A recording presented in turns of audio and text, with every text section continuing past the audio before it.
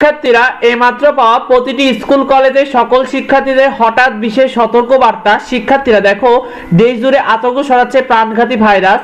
দেশের 35 জেলায় ছড়িয়ে পড়েছে এই নিপা ভাইরাস, অর্থাৎ প্রতিটি জেলায় কিন্তু এই সংক্রমণের হার বেড়ে যাচ্ছে। শিক্ষার্থীরা বিশেষ যে সতর্ক বার্তা জারি হয়েছে, শীত আসতেই দেশ জুড়ে আতঙ্ক ছড়াচ্ছে প্রাণঘাতী নিপা ভাইরাস।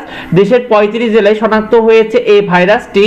ভয়ঙ্কর এই ভাইরাসের বিস্তার এবং সংক্রমণের ধরনও পরিবর্তন হচ্ছে অনেক বেশি, যার কারণে এবং এছাড়াও নিপা ভাইরাসটি অত্যন্ত সংক্রামক, অর্থাৎ একজনের থেকে আরেকজনের ছড়াতে পারে। শিক্ষার্থীরা, নিপা ভাইরাস আক্রান্তের যে লক্ষণগুলো রয়েছে, সাধারণত 5 থেকে 7 দিনের মধ্যে জ্বর আসে, মাথা ব্যথা হয়, গলা ব্যথা ও বমি থাকে, পেশিতে ব্যথা হয়, ঘুম ঘুম ভাব থাকে, ঝিমুনি এবং অচেতনতার মতো লক্ষণ দেখা যায়।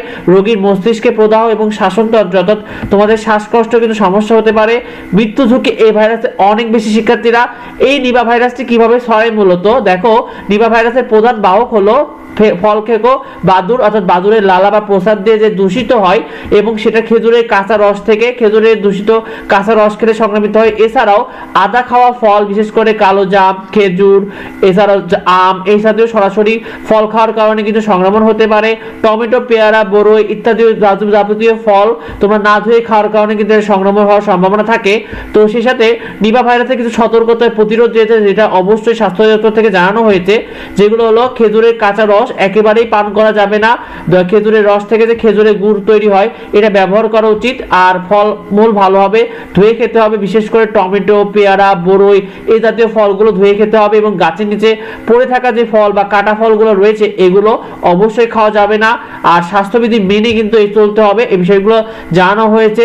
শিক্ষার্থীরা, এই বিষয়টি এখন অব্দি অনেকে জানে না, তাই বেশি বেশি করে ভিডিওটা বন্ধুদের মধ্যে শেয়ার করে দাও। তোমার আত্মীয় স্বজনকে জানাও, তোমার পরিবারের সদস্যদেরকে সচেতন করো।